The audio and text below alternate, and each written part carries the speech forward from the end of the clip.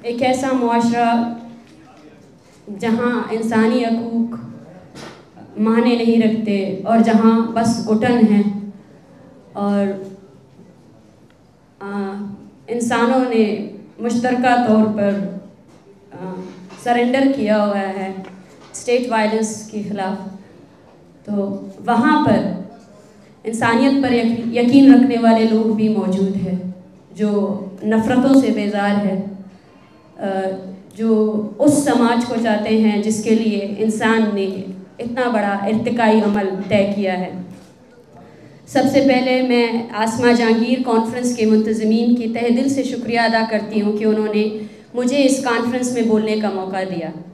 हमारे आज के सेशन का टॉपिक विमेन इन कॉन्फ्लिक्ट है, the gender cost of violence. जिस तरह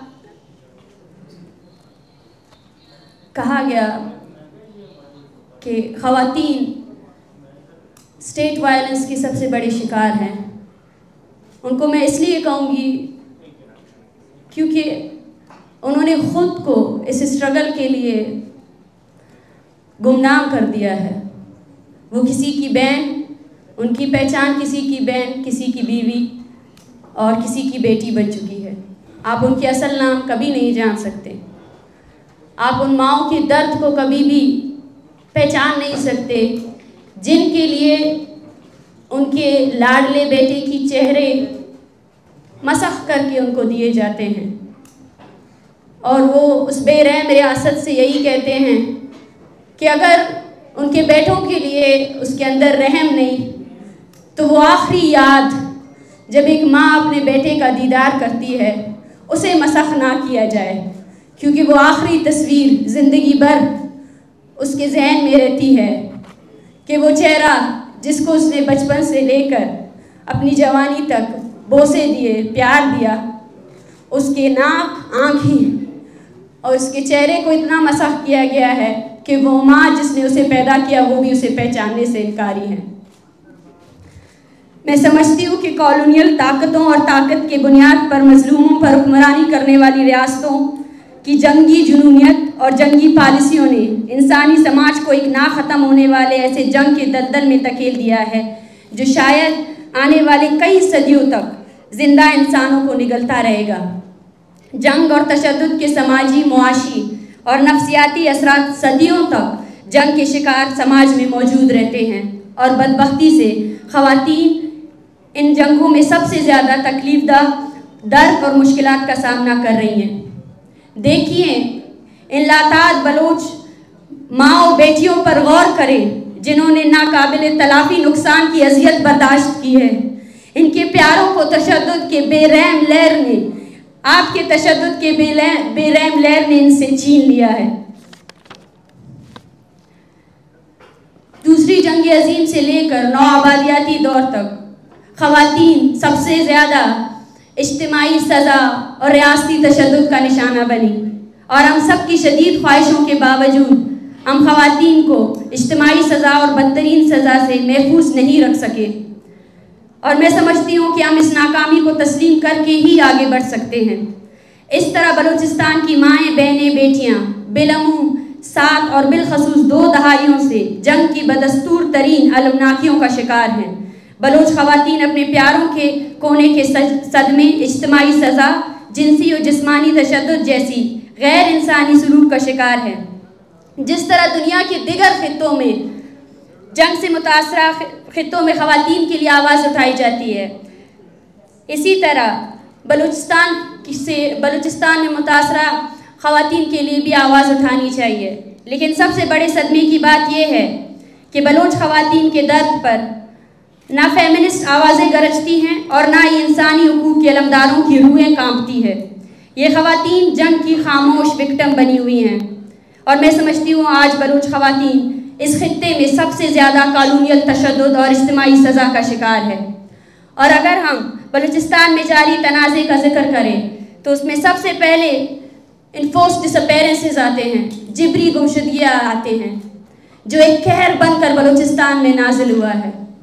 It's not a mere crime against humanity, but it's a tool that has been utilized by a state to suppress Baloch people, to loot their resources.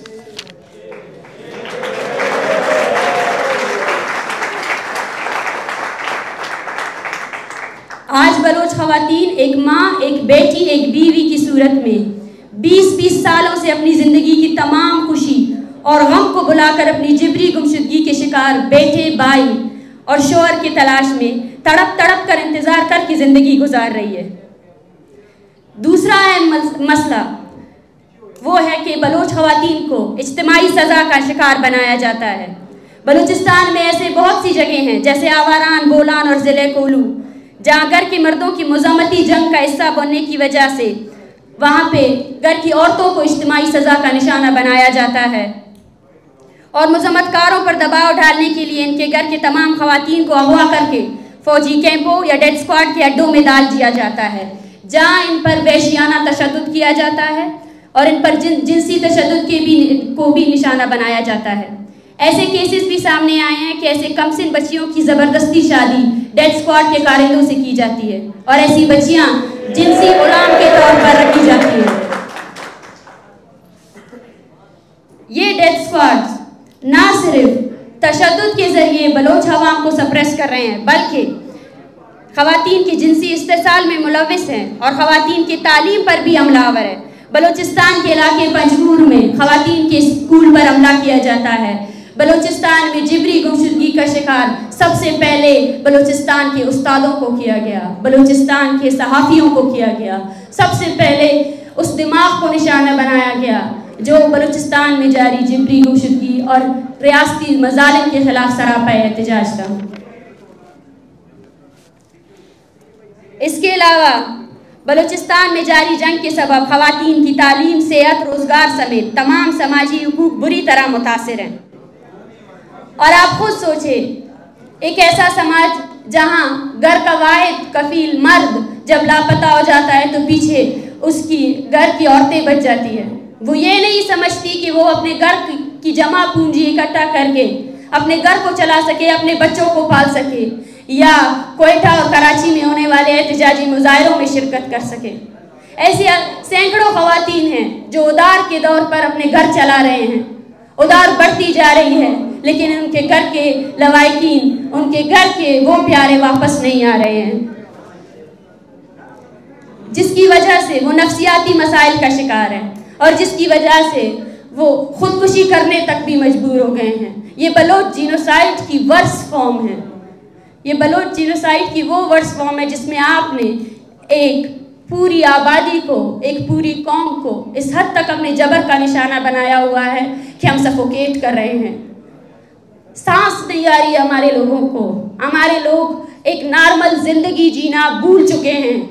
आप खुद सोचें, ईद के दिन पूरी दुनिया में लोग इकट्ठे होकर खुशियां मनाते हैं, लोग इकट्ठे होकर अपने ख़ानदान के साथ बैठकर खुशियां मनाते हैं ज़िंदगी की। लेकिन उस दिन भी उसी बलूचिस्तान में 25 से ज़्यादा शहरों में एहतजाजी मुजाहरे किए गए। उस दिन भी वो माँ, वो बेटी, वो बीवी अपने घर में उस तस्वीर को देखती है जिस तस्वीर में ना सिर्फ उसके घर का प्यारा बल्कि उसकी खुशियाँ भी कैद हैं। और आप समझते हैं कि आप बलूचिस्तान की मिस्बत इमेज ला सकते हैं, आप $1 ट्रिलियन खर्च कर दें, लेकिन उस सच को नहीं छुपा सकते जो सच आपकी तशद्दुद ने हम पर लाजिम किया है। और बलोच बोलेगा, ज़रूर बोलेगा, जब तक वो जिंदा है वो बोलेगा और उस जबर के खिलाफ बोलेगा।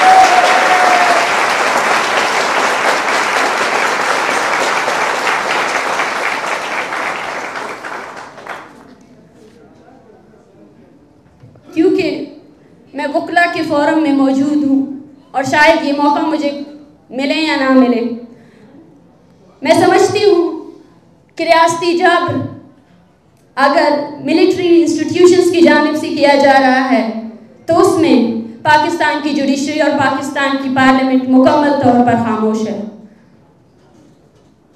गुज़श्ता 2 दहाइयों से बलूचिस्तान की ज़मीन जहाँ से आपके लिए गैस उगली है, सोना उगला है और उसका बंदरगाह या उसका साइल आपके लिए $62 बिलियन का सीपैक प्रोजेक्ट है, उस ज़मीन ने बलोचों के लिए सिर्फ लाशें उगली हैं।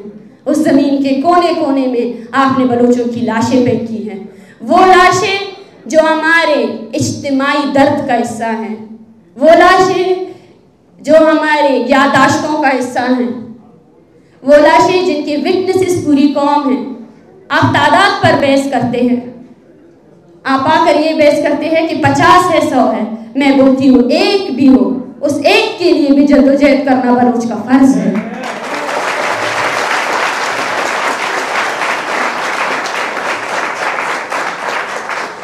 नवंबर 23, 2023 बालाच मौला बख्श, एक नौजवान जिसको सबसे पहले जिबरी गुमशुदा किया गया, उसके बाद उसे अदालत में पेश किया गया। वो अदालत जिससे बलोचों को एक थोड़ी सी उम्मीद बाकी है। उसके माँ बाप ने खुशियां मनाई कि अब उसका बेटा लौट आया है। वो जानते थे कि वो मासूम है। उस अदालत ने उसे 10 रोज़ा रिमांड में भेजा। उसके खानदान ने उसको गले लगाया, उसकी माँ ने खैरातें बांटी और 2 दिन बाद उसी बालाच को आपने मसख करके फेंक दिया और दावा किया कि आपने एक दहशतगर्द को मारा है। दहशतगर्द वो नहीं, दहशतगर्द आप थे। और बालाच मौला बख्श का कत्ल ना सिर्फ पाकिस्तान की मिलिट्री इंस्टीट्यूशंस बल्कि पाकिस्तान की जुडिशरी पर भी एक काला धब्बा है, क्योंकि पाकिस्तान की जुडिशरी भी बलोच लापता अफराद के मसले को हल करने में मुकम्मल तौर पर नाकामयाब हुई है। हम समझते हैं कि वो लोग जो अपने प्यारों के लिए एहतजाज कर रहे हैं, उनके मसले को हल होना चाहिए और वो मसला उस वक्त हल होगा जब जिबरी गुमशुदगी को मुकम्मल तौर पर एक जुर्म करार दिया जाए। मगर अफसोस की बात है, इन्हीं अदालतों में हज़ारों की तादाद में लापता अफराद के केसेस मौजूद है जो कभी हल नहीं होते, जिनकी पेशियां नहीं होती हैं। और तब आज Baloch march against Baloch genocide के जो विक्टिम फैमिलीज हैं, उनके खिलाफ सैकड़ों FIRs की गई हैं।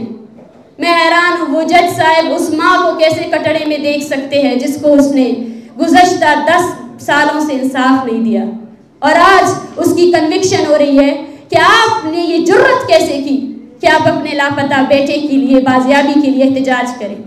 आपने रियासत के रिट को चैलेंज किया है। तो आप ये बताएं, हमें बलोचों को साफ बताएं कि आपका कानून, आपका आइन बलोचों के लिए कोई भी अहमियत नहीं रखता।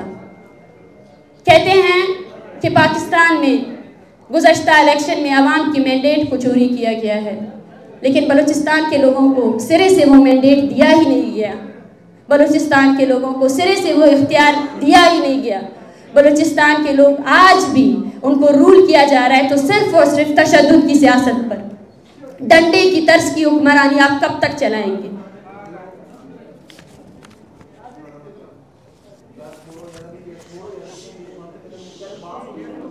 इसके साथ साथ क्योंकि हम एक पुरअमन तहरीक चला रहे हैं और हमारी पुरअमन तहरीक को भी आज स्टेट क्रैकडाउन का सामना है, हम ये पैगाम देना चाहते हैं उन तमाम कुव्वतों को, इंसानियत पर यकीन रखने वाले उन तमाम कुव्वतों को, क्या हम आप सबसे गुजारिश यही करते हैं कि आप हमारी इस तहरीक का साथ दें और बलूचिस्तान में जारी ये तहरीक, इस खित्ते में जितने भी मजलूम अक़वाम हैं उन सब की तहरीक के साथ हम हिमायत करते हैं। साथ साथ पश्तून तहफ़्फ़ुज़ मूवमेंट के जितने सियासी कारकुनान हैं जिनको आज रियासती क्रैकडाउन का सामना है, हम उनकी भी मज़म्मत करते हैं।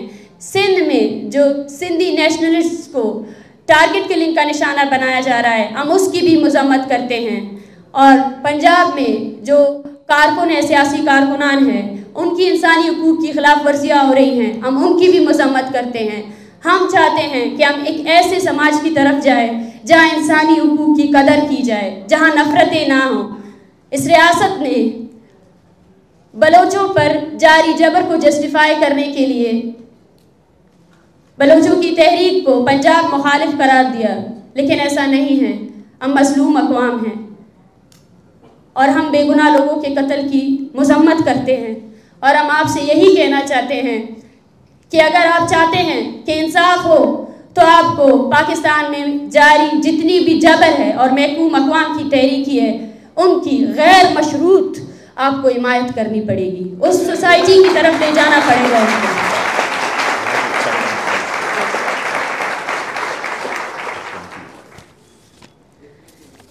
और जुडिशरी पर बात की तो 10 जनवरी इस्लामाबाद हाई कोर्ट पे एक केस चला और उस वक्त वहाँ के अटॉर्नी जनरल ने एक वर्डिक्ट दिया कि इसके बाद अगर कोई मिसिंग पर्सन होता है तो इसकी जिम्मेदारी स्टेट की होगी, लेकिन आफ्टर दैट उसके बाद भी सैकड़ों अफराद जिबरी गुमशुदा हैं। मैं समझती हूँ कि पाकिस्तान की जुडिशरी और पाकिस्तान की सिविल सोसाइटी, पाकिस्तान की पार्लियामेंट जब तक इस मसले को हल नहीं करती है वो कभी भी इस सोसाइटी को आगे की तरफ नहीं ले जाएगी। क्योंकि I am sorry, I am just taking 2 minutes. हमारे इस तकरीब में कुछ इंटरनेशनल साफ़ी और इंटरनेशनल लोग भी मौजूद हैं। सो आई एम मारक Bloch, calling myself a human rights activist is depressing in a situation where humanity becomes a tool to gain personal interest for the states. And for us, the colonialism still persists as the mighty state use violence against us and causes destruction of human lives and cause millions of innocent lives. Balochistan is facing genocide by state violence, and the state is involved in human rights violation. We believe that not just the military institution, but all of the other institutions are the mere perpetrators of and facilitators of Baloch genocide, because they have been silent from decades and they didn't take any step to stop the human rights violations in Balochistan. And peaceful activism is not allowed in Balochistan. Right, myself and a lot of other human rights activists are facing threats, including the missing persons' families. And we believe in a world where humanity doesn't exist. There are still people who believe in humanity, and with or without your support, Baloch people will persist their struggle to gain their humanity back from the dehumanizing violent forces. Even one person is enforced, disappeared and killed. It's a stain on the democratic state, and we want to address all of the nations that stop this crime against humanity. और आखिर में, क्योंकि enforce disappearance पर बात हो रही है, मैं समझती हूँ कि जिस तरह अर्जेंटीना एक ऐसा मुल्क था जहाँ पे इन्फोर्स डिसअपेरेंसेस प्रैक्टिस की गई, और उसके बाद जब वो माएँ डट गईं कि वो अपने प्यारों की बाजियाबी तक उस जद्दोजहद को जारी रखेंगी, तो अर्जेंटीना के फाशिस्ट स्टेट ने उस वक्त के उन माओ को भी जिबरी गुमशुदा किया और उनकी भी लाशें फेंक की गई। तो ये वक्त अब बलूचिस्तान पर आ गया है, और अब वो लोग जो जिबरी गुमशुदगी के खिलाफ जद्दोजहद कर रहे हैं वो भी स्टेट वायलेंस का शिकार हैं। मगर आज वो माएँ सिर्फ अपने बेटों की तस्वीरें नहीं बल्कि उस नज़रिए को भी साथ लेकर जा रही हैं। आज उन्होंने विरासत में अपने बेटे की नज़रिए, इंसानी हुकूक और मज़म्मत को हमने लिया है, और हम समझते हैं कि उम्मीद है, और उम्मीद हमारे लोग हैं, हमारी जद्दोजहद है जो पुरअमन तरीके से आगे भी इस जद्दोजहद को लेकर जाएंगे। Thank you very much. आपने वक्त निकाला इस सेशन के लिए, और एक माइटी स्टेट जिसने अपनी तमाम क़ुव्वतें इस मसले को जस्टिफाई करने के लिए और नफ़रतें फैलाने के लिए लगाई हैं, आपने फिर भी बलूचिस्तान से उठने वाली उस तहरीक के, उस पुरअमन तहरीक के पैगाम को समझा और हमारा साथ दिया। बहुत बहुत शुक्रिया। Thank you.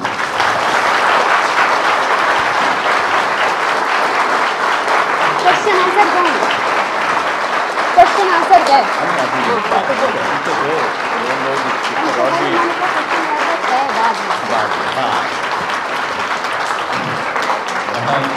बहुत शुक्रिया डॉक्टर मारक बलोच, दिल को छू लेने वाली और जहन को झंझोड़ देने वाली गुफ्तगू। और अब मैं गुजारिश करूँगा ताहिर हुसैन साहब से, जो